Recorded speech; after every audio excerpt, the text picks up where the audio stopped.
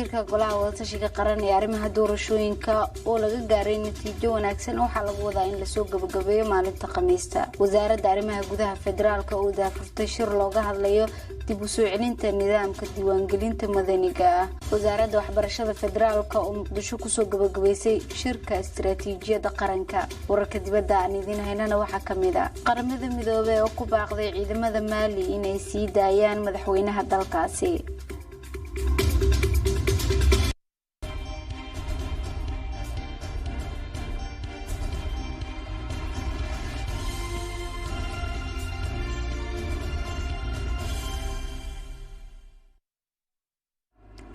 kulanti wanaagsan mar kale warkii oo dhameystiran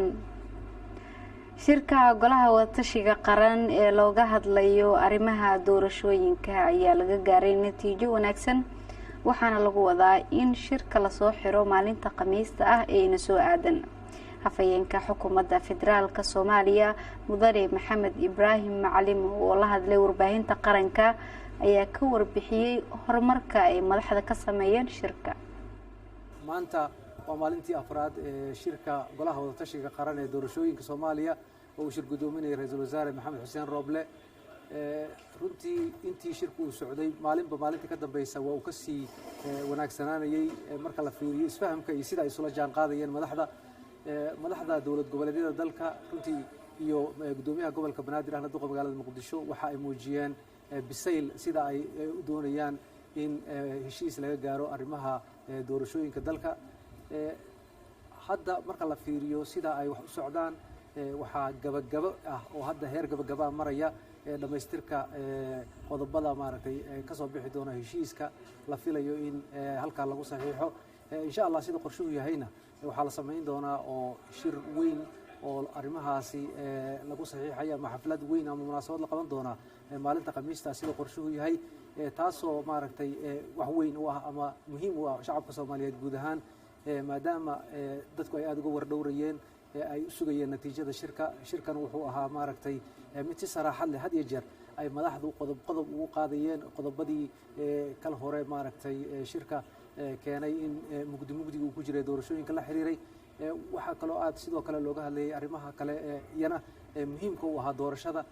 sida amniga doorashada dhammaantood qodobadaas oo dhan runtii sida muuqata aad baa la isula soo dhaweeyay waxaana la filayaa in maaragtay maalinta Khamiista haddii bedmo sidaan sheegay ay madaxdu heshiiska ama maaragtay ama natiijada ka soo baxday shirkaasi ay iclaamiyaan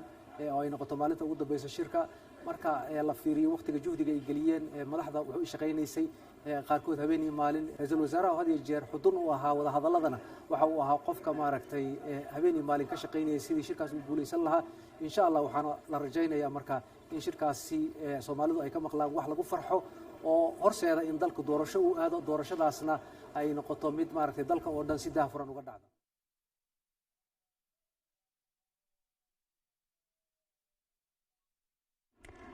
wasaaradda arrimaha gudaha federaalka iyo dib u heshiisiinta xukuumadda federaalka Soomaaliya ayaa Muqdisho ka daafurtay shir looga hadlayo dib u soo celinta nidaamka diiwaangelinta madaniga ah. sida uu tafaasiisha warkan inoogu hayo wariyaheena Muqtaar Cabdilaahi Timcade. shirkan ay isugu yimaadeen wasaaradaha arrimaha gudaha ee dawlad goboleedyada gobolka Banaadir, bulshada rayidka, madax ka socotay hay'adda istiraatiijiyadda qaranka iyo wasaaradaha cadaaladda iyo awqaafta arrimaha diinta ee dalka. isla markaana ay soo qaban qaabisay wasaaradda arrimaha gudaha federaalka iyo dib u heshiisiinta ee dawladda Soomaaliya. waxaa looga hadlayay dib u eegleelidda nidaamka diiwaangelinta madaniga taasi oo muhiimad gaar ah u leh bulshada Soomaaliyeed. ugu horreyn waxaa muhiimadda shirka sharaxaad ka bixiyay agaasimaha guud ee wasaaradda arrimaha gudaha federaalka iyo dib u heshiisiinta ee dawladda Soomaaliya,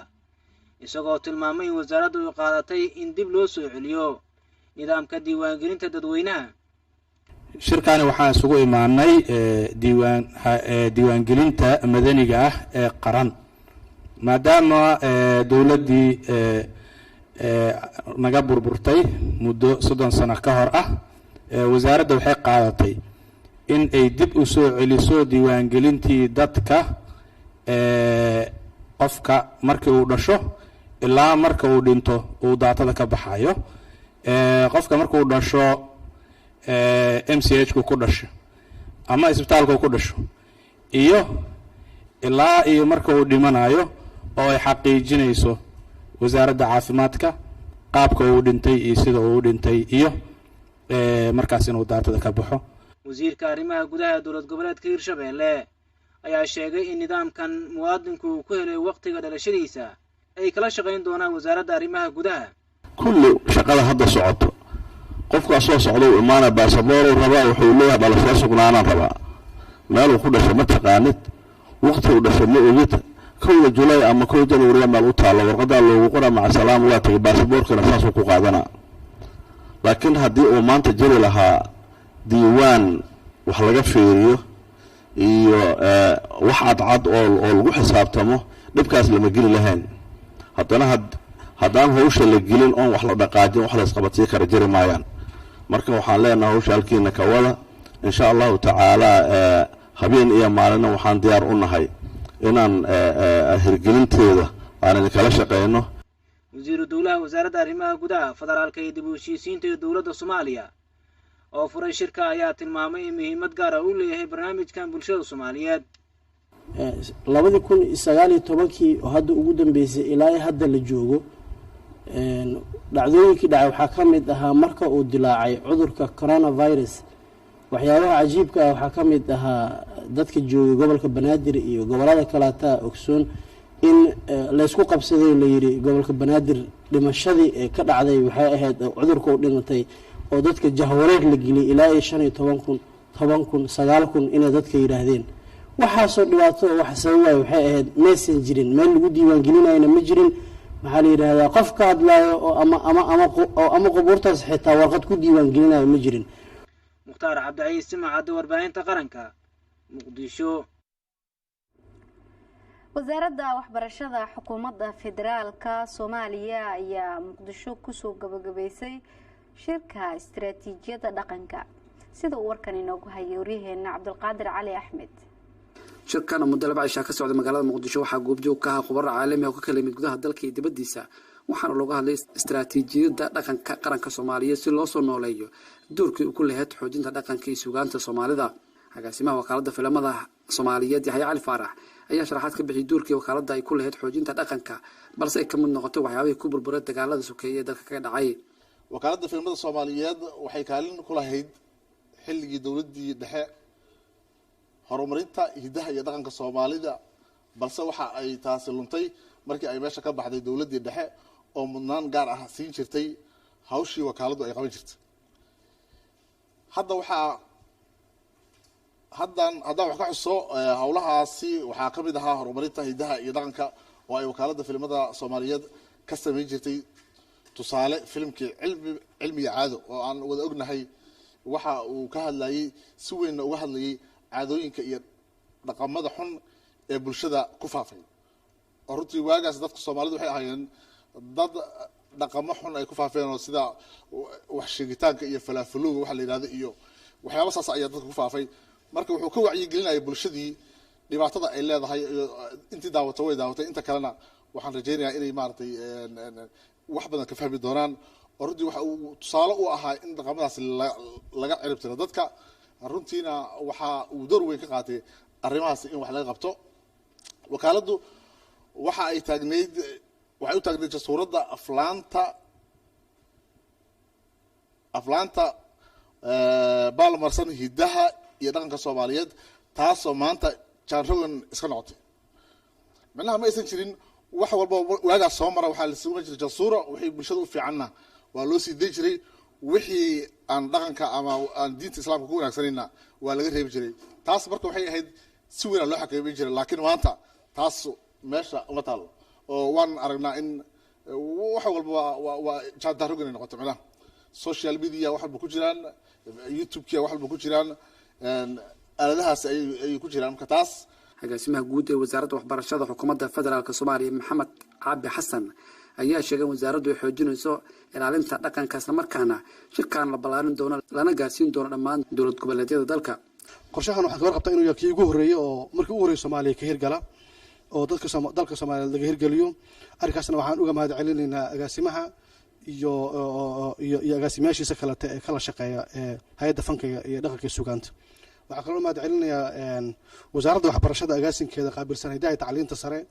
oo ustaad Ismaaciil oo hadda fasax nooga maqan oo runtii isaguna garab istaagay in arrinkaanu uu guuleysto saasoo kale waxaan u mahad celinaynaa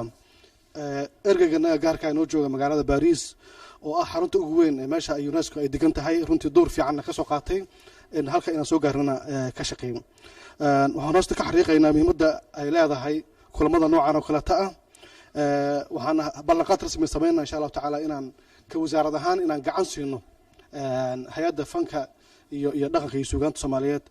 sidoo kale labadii cisho oo shirka socday waxaa aalada Zoom-ka uga qayb galay xubno ka tirsan hay'adda UNESCO iyo khubaro Soomaaliyeed oo ku xeel dheer arrimaha dhaqanka istiraatiijiyadda dhaqanka ayaa ah siyaasadda lagu soo bandhigi karo aragtida guud ee la xiriirta horumarinta dhaqanka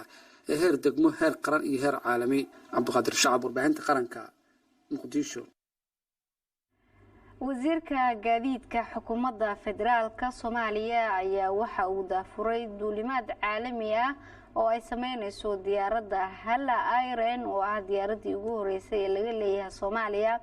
oo 30 sano kadib sameynaysa duulimaad caalami ah sida warkan tafaasiishiisa inoogu hayo wariyaheena Said Cumar Sheekh Ismaaciil waxaan baaliyeeyaa heer walboon hameynayay ha qabtirte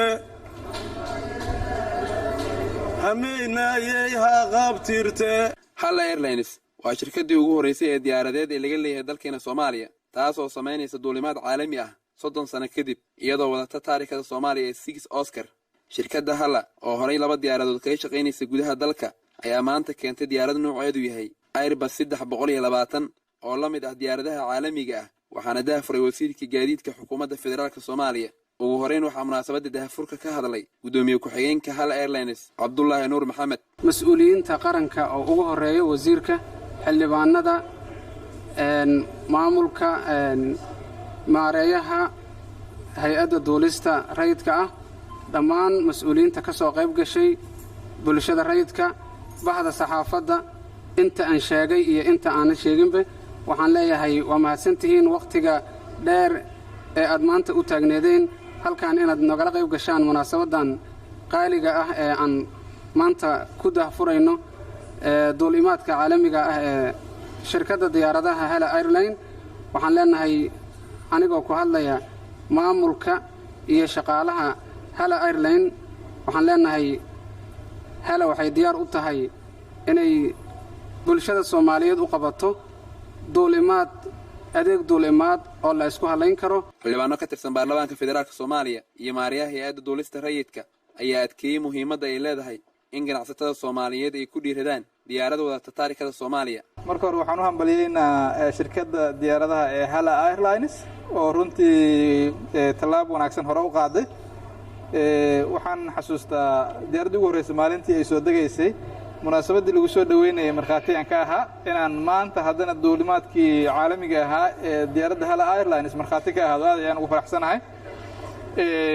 guud ahaan waxaan u hambalyeynaa ummadda Soomaaliyeed gaar ahaan si gaar waxaan ugu hambalyeynaa wasaaradda aviation ko runtii ayadu fududeysay oo sahashay oo suurto gelisay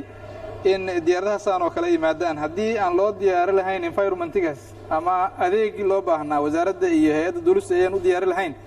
suurtagal ma ahaan lahayn diyaaradaha noocan oo kale ah iyo ganacsataduba inay ku dhiiradaan investment intaan laag inay sameeyaan maxal wasiir waxaan ku sheegayaa inaad nasiib ku yeelatay in runtii ay Soomaaliya timaado diyaarad Airbus 320 oo milkiiladeedu yahay Soomaali insha Allah ta'ala iskaga gooshaysa United Arab Emirates Soomaaliya iyo mataqaana Kenya Djibouti Turkiya sida noo sheegay jadwalkeedana saada arkaysaan dhabarkii ku dhagan yahay wada shaariji Hargeysa iyo Muqdisho ay tahay Muqdisho haddana Hargeysa shaarija waxaan u maranayaa inay tahay barnaamij aad u wanaagsan ku dayasho mudan ganacsatada Soomaaliyeed looga baahan yahay in arrinta iyada ah ku daydaan Hala Airline maalintii diiwaangelinta waxay noo ballan qaaday inay diyuurad oo u duuli karta dibadda ama international destinations u duuli karta ay keento taasoo ay maanta ka dhabaysay marka waxaan rabnaa inaan ku dhiirigelino ganacsatada Soomaaliyeed dawladda Soomaaliya wax kasta oo shuruuca oo uga baahneedeen duulis rayid ayay idin diyaarisay insha Allah ta'ala waxaan la tartami karnaa wadamada caalamka dhamaantood marka idinkana waxaan idinku dhiirigelinaynaa idinkoo inta ku kalsoon aanan dawlad shisheeye ku tiirsanayn in aad diyuuradaha soo iibsataan wasiirka gaadiidka iyo duulista hawada xukuumadda federaalk Soomaaliya mudane Durraan Axmed Faarax oo bogaadiyay Hala Airlines ee ganacsatada ku dhiirigeliyay horumarinta dalka. marka run ahaantii aad baan ugu bogaadinaynaa shirkaddan iyo ganacsatada Soomaaliyeed oo gacanta ka geysatay waan rajaynaynaa in dadweynaha meelo kala duwan oo kale lagu arko qaarada kala duwan adduunka diyaarado leh taarga Soomaaliyeed oo gegida diyaaradaha kala duwan adduunka ka dagaaya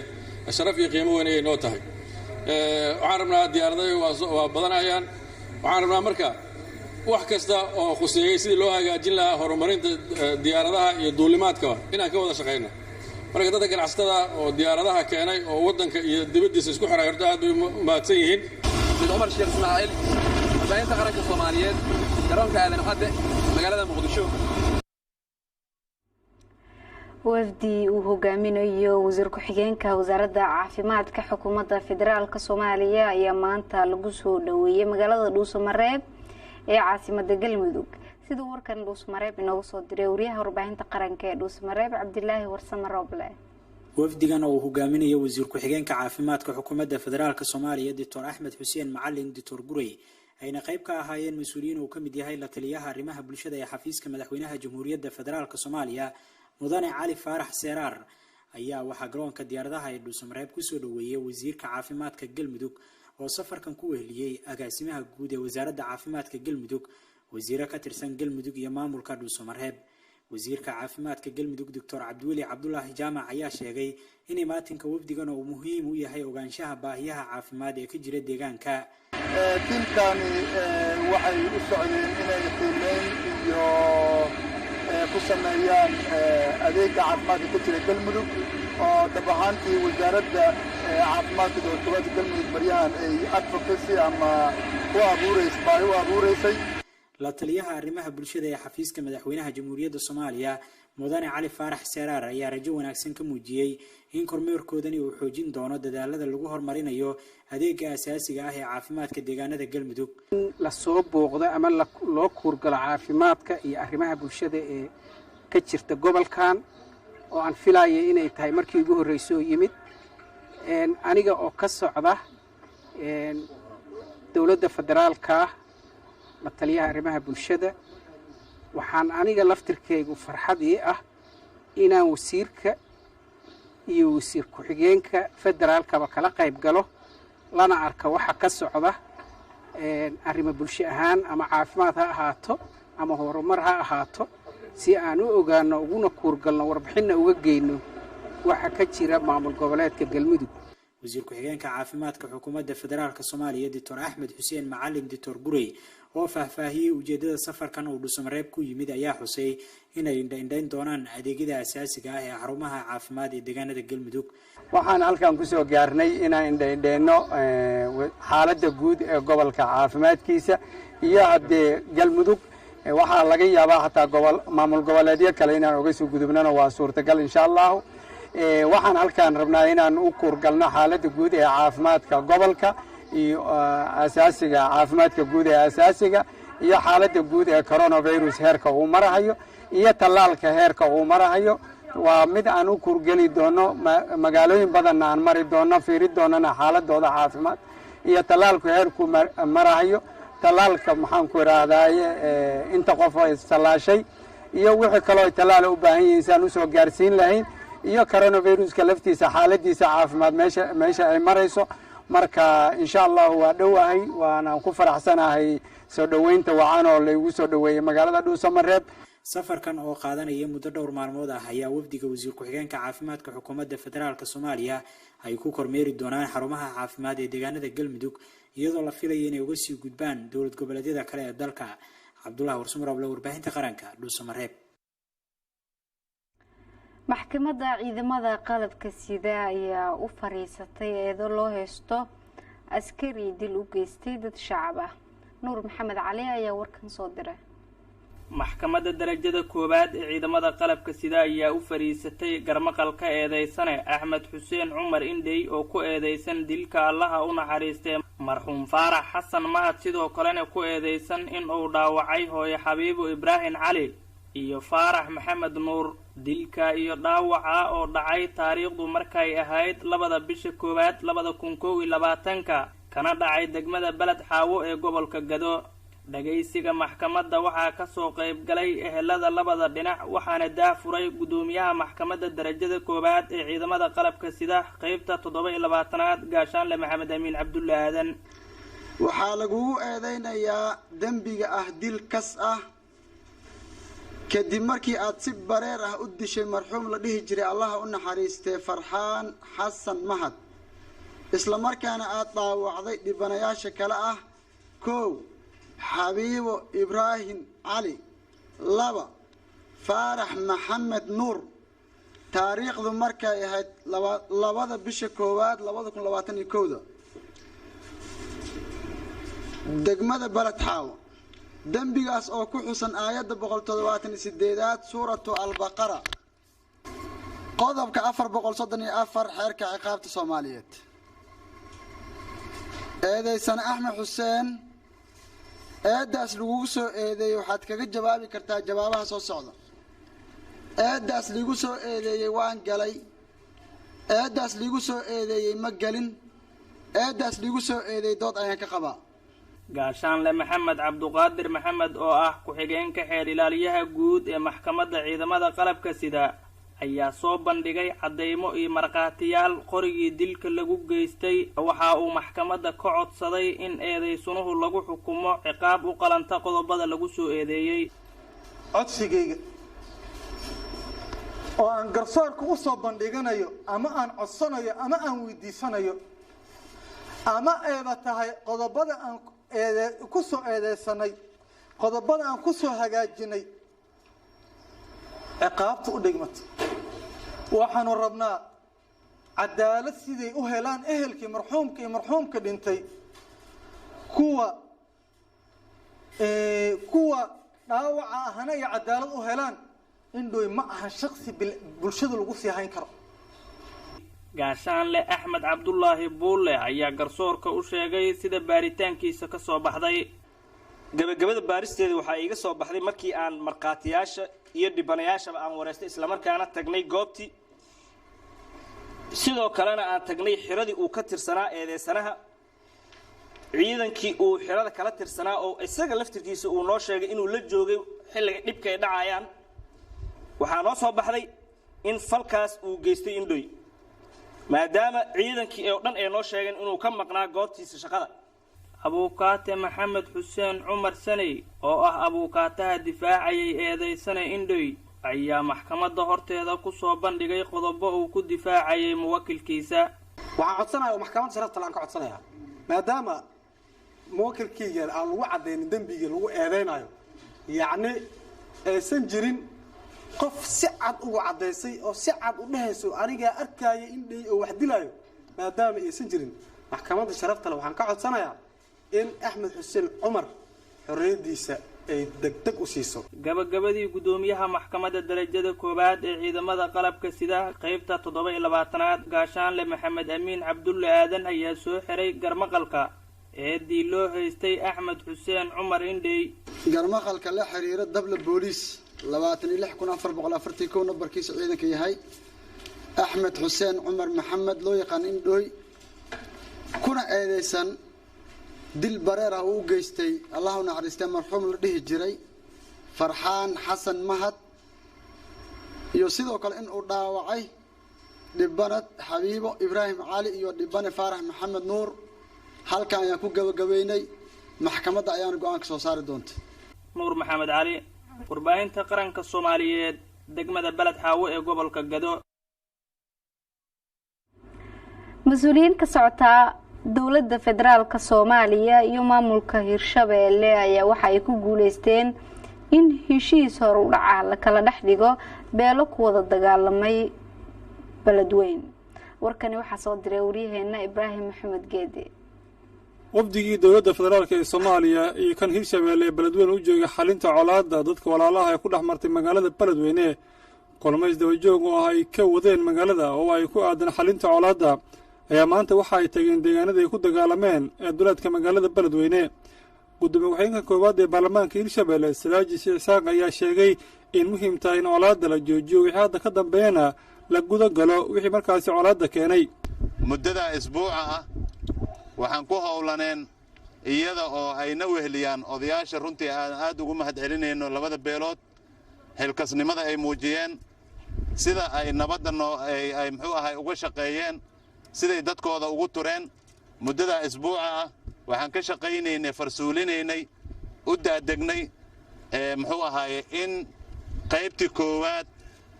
ee furaha u ahayd dib u heshiisiinta inaan ku guulaysanno oo ah qaybta aan maanta u taagannahay waxaan taagannahay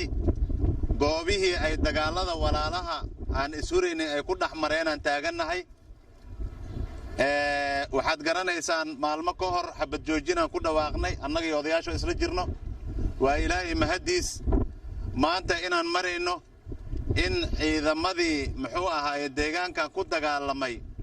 aan maanta farno amarno in muxuu ahaaye aanan ciidan dambe meel deggan aanan la arki karin hadday ahaan lahayd beesha jejeele iyo hadday ahaan lahayd beesha makanaba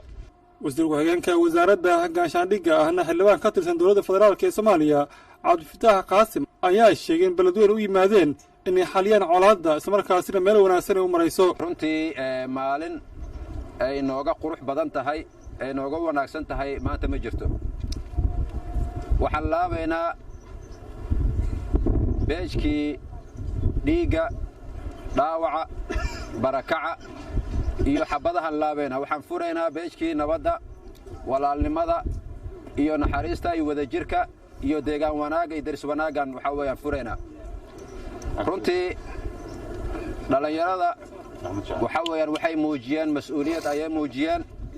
waxay inala qaateen nabad ayay inala qaateen nabaddaasaan rabnaa inaan adkeen xubnaha wafdigan ayaa war-saxaafeed ay soo saareen sheegay in labada dhinac ay fuliyaan waxaana warbaahinta u akhriyey wasiiru dowlaha wasaaradda warfaafinta dowlad goboleedka hirshabeelle maxamed axmed faarax colombo waxaana lagu heshiiyey qodobada hoos ku qoran kow in ciidamada labada beel la kala diro labo in goobihii lagu dagaalamay ay yihiin meelo hubka ka caagan saddex in deegaankii si gaar ah la isugu haysto cidna waxna ka dhisi karin ilaa heshiis kama dambays labada beel ka gaaraan afar haddii lagu arko qof hubaysan deegaanada lagu dagaalamada oo aan ahayn ciidamada dawladda waxaa lagu qaadayaa b in ciidamada ammaanka ay soo qabtaan qofkaas okay labo in la xiro 6 bil oo xabsi ah saddex in qoladii jebisa heshiiska lagu ganaaxo lacag dhan $3,000 afar ciddii qofkii dhib geysta nooc kasta ha ahaado waxaa lagu qaadayaa shareecada islaamka ugu dambayn waxaan u mahadnaqaynaa madaxweyne ku-xigeenka dowlad goboleedka hirshabeelle maamulka heer gobol iyo heer degmo sidoo kale waxaan u mahadnaqaynaa guddiyadii iyo waxgaradkii reer hiiraan ee doorka dahabiga ah ku lahaa xal u helidda dagaaladii ka socday beledweyne odayaal labada dhinac u hadlay ayaa waxa ay sheegeen dhankoodu inay fulin doonaan heshiiskaasi ibraahim maxamed geedi warbaahinta qaranka warka habeen ee telefishinka qaranka ayaa daawanaysaan iminka see wararka dibadda qaramada midoobay ayaa waxay ku baaqday in ciidamada Maali ay sii daayaan madaxweynaha iyo ra'iisul wasaaraha dalkaasi oo u xiran ciidanka militariga qaramada midoobay ayaa ugu baaqday ciidamada dalka Maali inay si degdeg ah u sii daayaan madaxweynaha iyo ra'iisul wasaaraha dalkaasi ciidamada dalka ayaa diidan in xilka laga qaado wasiirka difaaca ayaa xiray madaxweynaha iyo ra'iisul wasaaraha xarun u dhow ciidanka dalkaasi talaabadan ciidanka ayaa keentay in cabsi laga qabo in dalkaasi uu mar kale ka dhaco afgembi military dalka Maali waxa ka dhacay bishii August ee sanadii la soo dhaafay ee 2020 xilka laga tuuray madaxweynaha dalkaasi waxaana si ku meel gaar ah madaxweyne looga dhigay madaxweynaha ay hadda askartu xirteen